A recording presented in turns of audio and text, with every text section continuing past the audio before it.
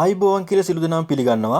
අද මම වීඩියෝ එකෙන් කතා කරන්න යන්නේ ඕ කට්ටියගේ TikTok app එකට ඇතුල් වෙලා ඕ කට්ටියගේ profile එක බලන අය කොහොමද අපි බලාගන්නේ කියලා තමයි අද මම වීඩියෝ එකෙන් කතා කරන්න යන්නේ. හරි TikTok app එක මේ විදිහට open කරගමු. open කරගත්තාම ඕ කට්ටියගේ profile එකට මෙන්න මේ විදිහට යන්න.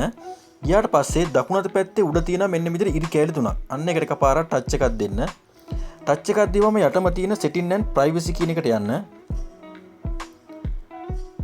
ඒකට ගියාම මෙන්න මේ වගේ ඉන්ටර්ෆේස් එකකට තමයි එන්නේ. මේකේ මේ දෙවෙනි තියෙන privacy කියලා. මෙන්න මේකට එකපාරක් ටච් එකක් දෙන්න. ටච් එකක් දීලා චුට්ටක් යන්න පහළට මෙන්න මෙතන තියෙනවා viewers කියලා වචනයක්. මෙන්න මේ හරිය. අන්න ඒකට එකපාරක් ටච් එකක් දෙන්න.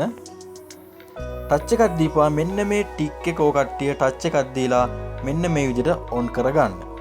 හරි. ඊට පස්සේ ඕ කට්ටියගේ ප්‍රොෆයිල් එකට ගියාම මෙන්න මේ හැරි මේ සපත්තු දෙක සලකුණක් තියෙන්නේ.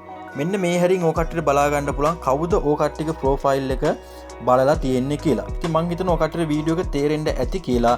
වීඩියෝ එක හොඳයි නම් ලයික් කරන්න, කමෙන්ට් කරන්න, තවත් කෙනෙකුට බලා ගන්න ෂෙයා කරන්න. සුබ දවසක් ඕ කට්ටියට.